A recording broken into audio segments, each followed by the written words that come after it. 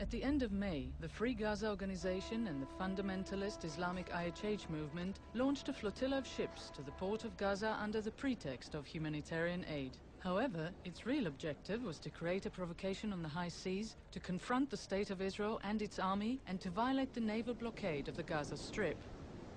نحن جئنا لنكسر الحصار أولاً ثم لنقدم الإغاثات المختلفة. أولاً كسر الحصار. Like when I went first convoy, I wanted to be a shaheed. I wasn't that lucky.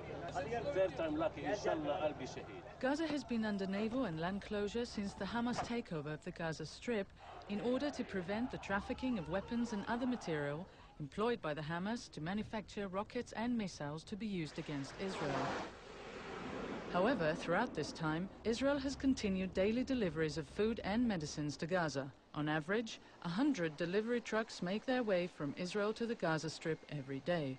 During the past 2 months, Israel has delivered to the Gaza Strip over 1,200 tons of medicines, 155 tons of food, 2,900 tons of clothing and footwear, and nearly 17 million litres of diesel fuel. These facts contradict the false claim that Gaza Strip residents are experiencing a humanitarian crisis. The transfer of goods from Israel to the Gaza Strip is ongoing, despite the many attempts by Hamas to stop them through a string of terror attacks at the Israel-Gaza border.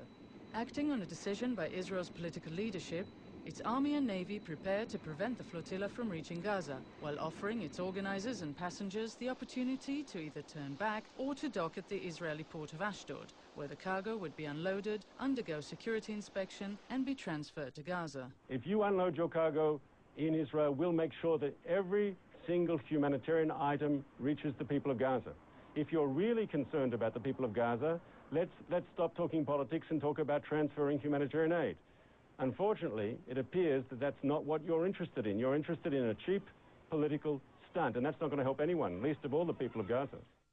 The commander of Israel's Navy, Vice Admiral Eliezer Marom, instructed his forces to take all necessary steps to safeguard the lives of civilians and soldiers alike. אין לנו שום כוונה לפגוע באף אחד מהאנשים האלה.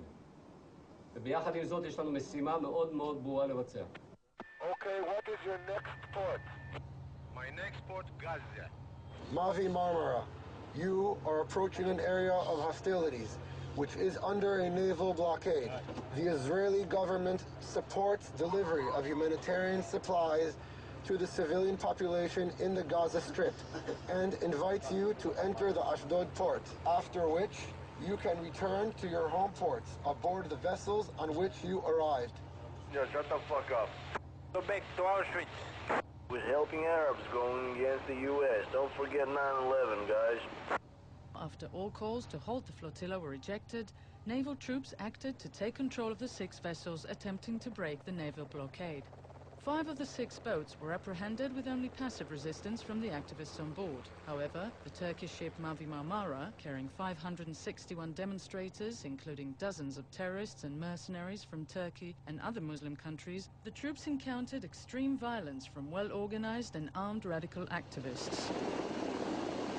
כל בנם שירד, לקחו אותו 3-4 אנשים ופשוט פיצצו אותו במכות, עשו עליהם לינץ'.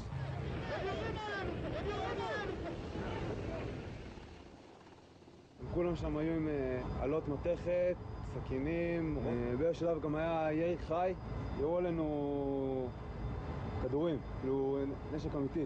התחילו להרביץ לי עם העלות מתכת, ועשה כך שרדתי את היד כנראה.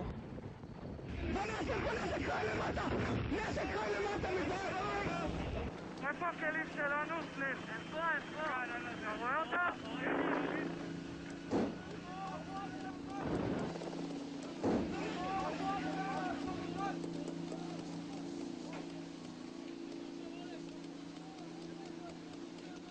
The soldiers were attacked with knives, clubs and other cold weapons that had been prepared in advance, as well as with gunfire from weapons that were wrested from them.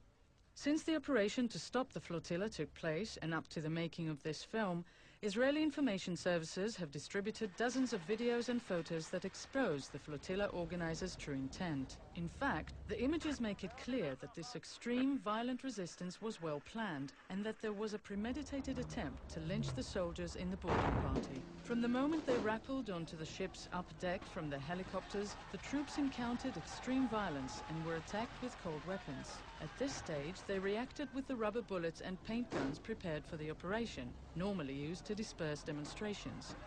When a firebomb exploded near the troops and one soldier was stabbed and thrown onto the ship's lower deck, and only after 2 of the troops' pistols were wrested from them and turned against them, did the soldiers open fire in self-defense. As a result, 9 of the radical activists who attacked the troops were killed and 27 others wounded. Rubber bullet, you can shot by rubber bullet, like plastic bullet. 7 of the Israeli troops participating in the Mavi Marmara operation were also wounded, from gunfire and cold weapons.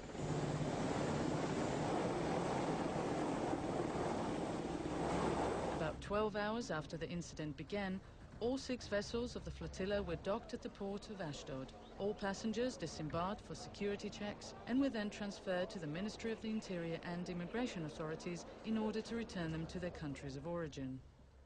IHH הוא ארגון אלים וקיצוני שתומך בארגוני טרור תחת כיסוי של פעילות הומניטרית ואין לו דבר וחצי דבר עם סיוע הומניטרי. מה שהתרחש על האונייה מרמרה איננו דומה למה שהתרחש ב5 האוניות האחרות. חיילים פעלו כמתבקש בסיטואציה הזו. The operation to take control of the flotilla followed the failure of numerous direct and indirect diplomatic and military contacts with foreign governments and organizations. The flotilla's organizers were clearly told that they would be allowed to dock in Ashdod, unload the supplies and equipment they had on board, and have them transferred in an organized fashion to the Gaza Strip.